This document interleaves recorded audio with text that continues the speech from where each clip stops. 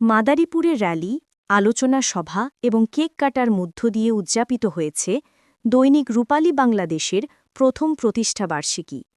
বুধবার দুপুর ১২টায় মাদারীপুর নতুন শহর সমন্বিত সরকারি অফিস ভবনের এম হাফিজ মেমোরিয়াল পাবলিক লাইব্রেরি মিলনায়তনে এই অনুষ্ঠান অনুষ্ঠিত হয়। অনুষ্ঠানের সভাপতিত্ব করেন রূপালী বাংলাদেশের মাদারীপুর জেলা প্রতিনিধি ইমদাদুল হক মিলন। সঞ্চালনায় ছিলেন রাজৈর উপজেলা প্রতিনিধি সুজন হোসেন রিফাত।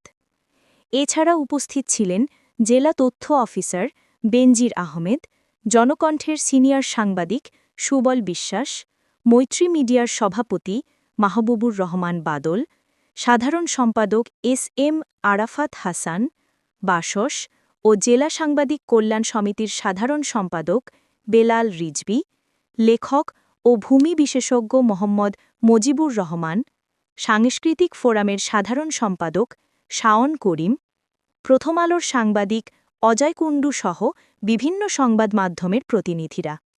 এখানে আমাদের মাদারীপুরে কমপক্ষে জেলা উপজেলা মিলে ৩০০ থেকে ৩৫০ সাংবাদিক, কিন্তু আমাদের উপস্থিতির সংখ্যা খুবই কম। আমি যতটুকু জানি জেলা প্রতিনিধি এবং উপজেলা প্রতিনিধি সমস্ত সাংবাদিকদেরকেই দাওয়াত দিয়েছিলেন, কিন্তু দুঃখজনকভাবে আমাদের সহকর্মীরা আমাদের অনুষ্ঠানেই তারা উপস্থিত থাকতে পারে না। এটা আসলে আমাদের জন্য লজ্জার, আমাদের জন্য দুঃখের, আমাদের জন্য কষ্টের। সামান্য কয়েকজন আমরা সমবেত হয়েছি। কেন এই সংখ্যাটা এরকম থাকার কথা ছিল না, সংখ্যা আরো বেশি হওয়ার কথা ছিল।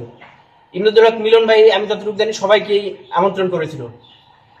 আমরা এই রূপালী বাংলাদেশ পত্রিকার প্রথম প্রতিষ্ঠাবার্ষিকীতে পত্রিকার সংশ্লিষ্ট যারা আছে তাদের প্রতি আমাদের আহ্বান থাকবে, তারা সত্যের পক্ষে থাকুক, সাদাকে সাদা বলুক, কালোকে কালো বলুক, অন্তপক্ষে কালোকে কালোর পক্ষে না নেই, এরকম প্রত্যাশা আমাদের থাকবে।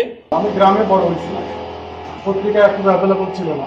আমি তো আমার 2005-এ এসেছি, মানে তারও আগে যখন আমি হাই স্কুলে ছিলাম তখন থেকে আমি প্রিন্টেড পত্রিকা বলতে আমার একটা নেশা ছিল। আমি ডিটেল করে যে লোকগুলো মানে বড় বড় মানুষ পত্রিকা নিতাম জানতাম, কারণে কারো বাসায় গিয়ে আমি পত্রিকা আমার এই নেশা ছিল জানতাম।